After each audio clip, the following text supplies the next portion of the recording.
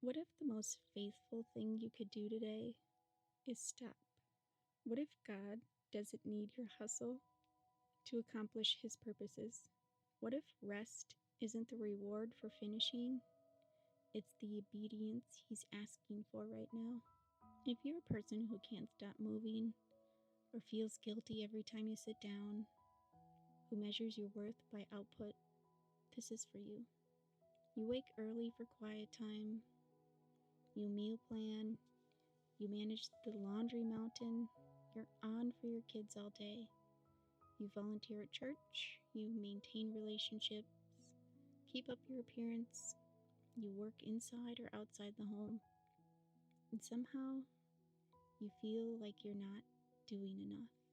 There's always one more thing, one more load, one more email, one more person who needs you.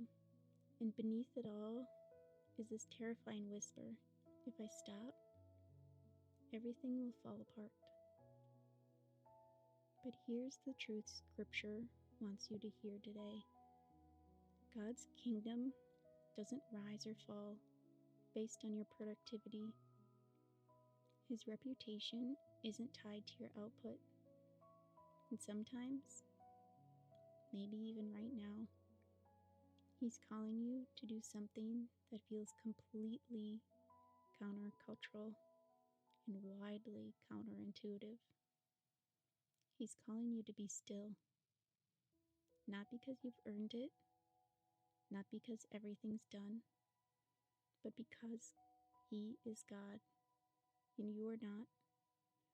And that's actually the best news you'll hear today.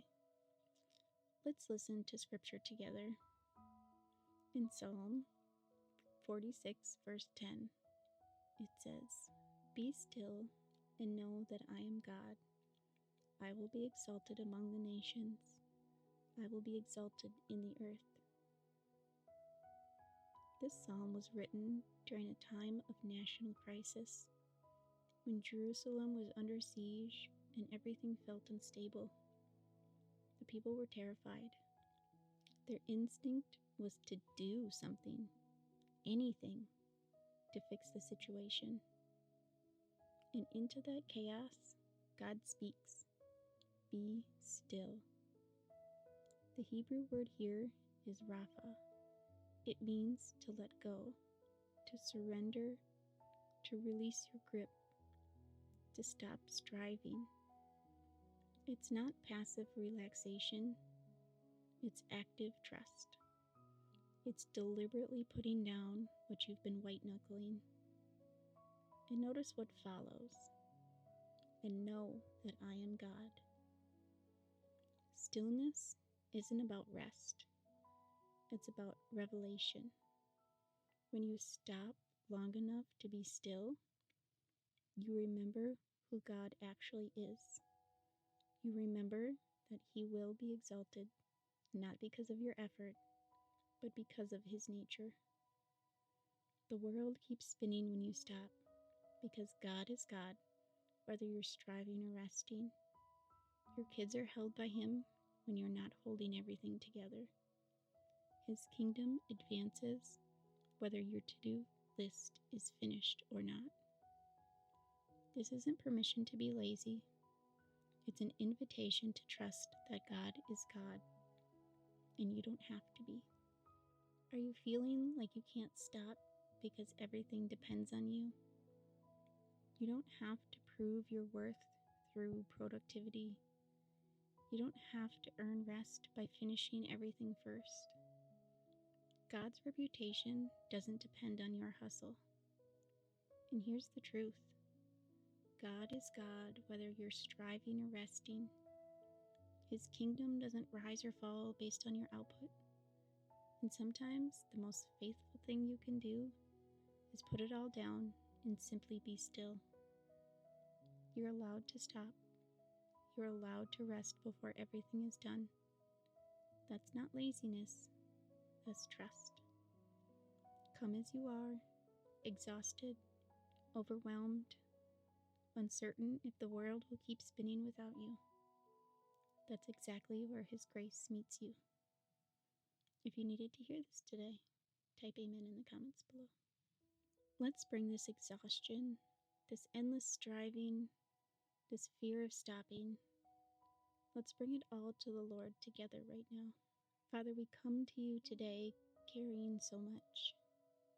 We come tired, worn down from the constant motion, the endless to-do lists, the feeling that we can never quite do enough. Lord, we confess that we've been white-knuckling our lives. We've been holding everything together with our own strength, terrified that if we let go, it will all fall apart.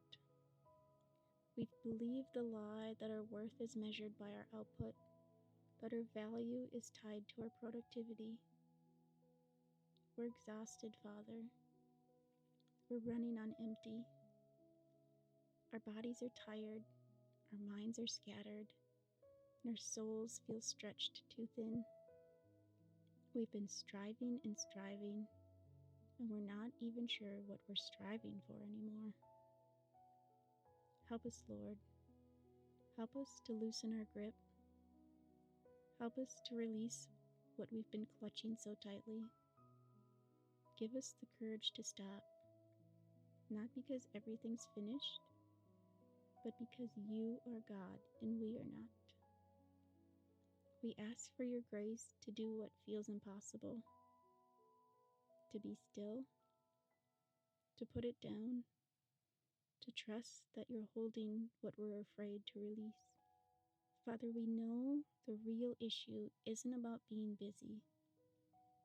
It's about what we believe about you and what we believe about ourselves. We confess that we've been living as if your kingdom depends on our efforts, as if your reputation rises or falls based on our performance, as if you need us to hold everything together. Forgive us, Lord, for making ourselves bigger than we are and making you smaller than you are. Remind us that you are God. You hold the universe together. You sustain every breath. You are exalted among the nations, whether we're productive or resting, striving or still. Your glory doesn't need our hustle. Help us to know you, Father, not just to know about you, but truly know you, because that's what stillness is. It's not just rest for our bodies, but revelation of who you actually are. Change the way we think about rest. Help us to see that being still isn't rebellion against our responsibilities. It's obedience to your command. That stopping isn't laziness, it's trust. That sometimes the most faithful thing we can do is put it all down and remember that you are God.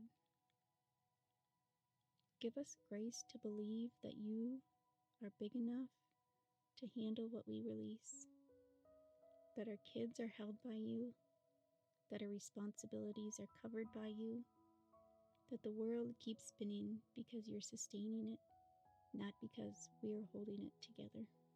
Lord, we ask you to transform us from strivers into trusters, from performers into worshipers, from exhausted people trying to earn our worth into your children who know we're already loved. Break the toxic pattern that says we have to be constantly productive to have value. Shatter the lie that rest is something we earn after everything is done.